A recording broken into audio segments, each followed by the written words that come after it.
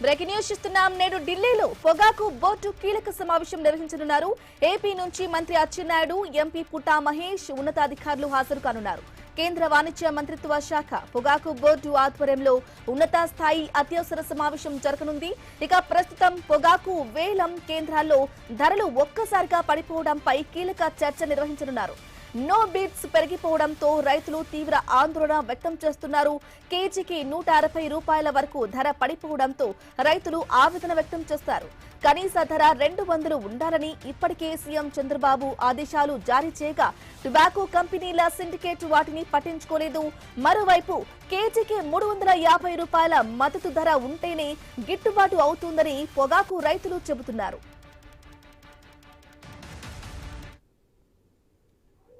మనకి ఎన్ఎస్ఎల్కి ఏ క్వాంటిటీ ఉండాలో ఆ క్వాంటిటీ మనకు టోటల్గా అలాట్మెంట్ అయ్యేట్లు రేపు మాట్లాడతా. ఏ విషయము ఏంటి అనేది కూడా మీకు క్లియర్గా చెప్తాను. మళ్ళీ ఆ మీటింగ్ జరిగేటప్పుడే క్లియర్గా చెప్తాను, అప్పుడే మాట్లాడతాను. రాంబాబుతో టచ్లో ఉంటాను. ఇవాళ అది కూడా కాకుండా ఈ 35 నుంచి 40 బ్యారెల్కి సంబంధించిన క్వాంటిటీ కూడా ఏది ఉందో అది కూడా రేపు మాట్లాడి పాత లాంటిగానే పాత ఎలా చేస్తారో అలాగే చేయమని అలా కోరుతాను. ఇంకోటి టొబాకో పండించే వేరే రైతులది అంటే లైసెన్స్ లేకుండా రైతులది ఏది ఉందో అది కొనకుండా ఫస్ట్ మీ అందరికీ ఓకే అయిపోయి వాళ్ళు కూడా రైతులు వాళ్ళు కూడా వచ్చి అడుగుతారు. మళ్ళీ అది కాకుండా మీరు ఫస్ట్ మీ టొబాకో అంతా కొన్నాక మళ్ళీ వాళ్ళు కొనమని కూడా క్లియర్గా ఇన్స్ట్రక్షన్స్ ఇస్తాము.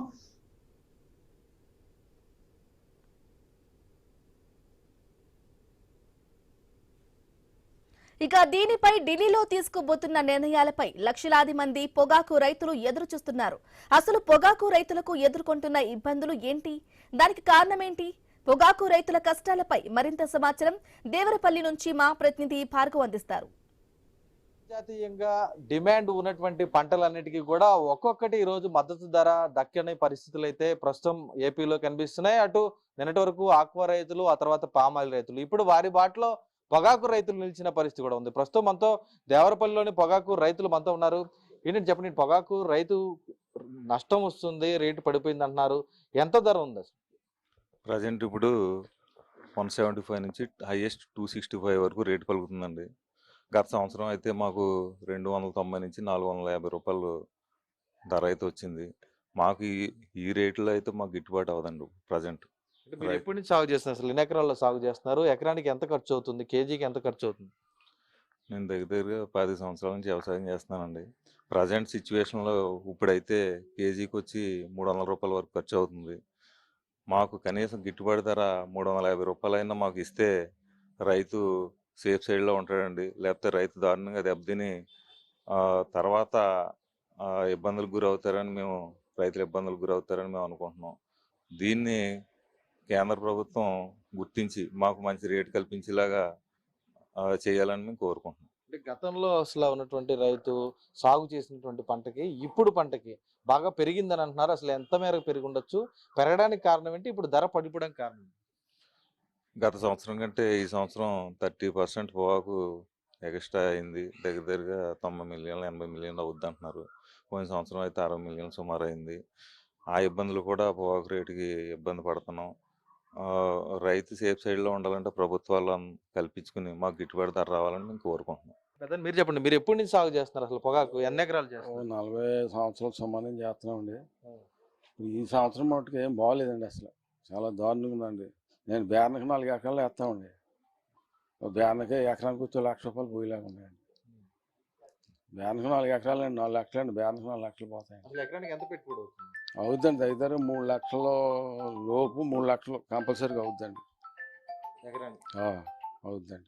అంటే ఇప్పుడు మరి ప్రభుత్వాన్ని ఏం కోరుకుంటున్నారు? అసలు పొగాకు బోర్డు అధికారులు ఏం చెప్తున్నారు మీకు సమాధానం? ఈ పెట్టమంటున్నారండి వీళ్ళు. మాకు గిట్టుబాటు ధరలా పెడుతుందండి. గిట్టుబాటు ధర వద్దని చూస్తున్నామండి. అదండి. మరి మీరు చెప్పండి, మీరు ఎంతకాలం నుంచి సాగు చేస్తున్నారు? పొగాకు ఎలా ఉంది అప్పుడు ఇప్పుడు ఎలా ఉంది? 10 సంవత్సరాల నుంచి చిన్న ఒడిదుడుకులు ఉన్నా ఈ సంవత్సరం ఉన్న ఇబ్బంది ఇంకెప్పుడు రాలేదండి. కొంచెం ఎక్కువైనా తక్కువైనా దాని మీద ఏడైతే చాలా దారుణంగా ఉందండి రేట్ విషయంలో. మీరు ఎంత కోరుకుంటున్నారు? ఎంత మద్దతు ధర ఉంటే రైతులకి అనుకూలంగా ఉంటుంది? మాకు మద్దతు ధర మామూలుగా మాకు సొమ్ములు అవ్వాలంటే 300 కాడికి కొనాలండి. మాకేమన్నా మిగలాలంటే 350కి వెళ్తే కానీ మేము బయటపడలేమండి. గత 30 సంవత్సరాల నుంచి అయితే గత సంవత్సరం 290 రూపాయలు పెట్టారండి మార్కెట్. అది 450 దాకా వెళ్ళింది లాస్ట్కి వచ్చేటప్పటికి. అవి ఈ సంవత్సరం వచ్చేటప్పటికి 265 పెట్టారండి.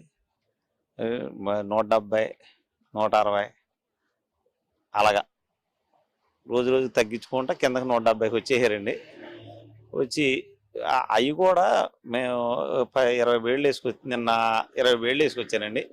8 వేలు కొన్నారండి. ఉన్న 12 వేలు వెనక్కి తీసుకెళ్ళాను. ఒక బేలుకి వచ్చి మళ్ళీ వెనక్కి తీసుకెళ్తా 200 ఖర్చు అవుతుందండి. ఇక్కడ నుంచి మళ్ళీ ఇక్కడ కొన్ని నాదులు కనపడతలేదు.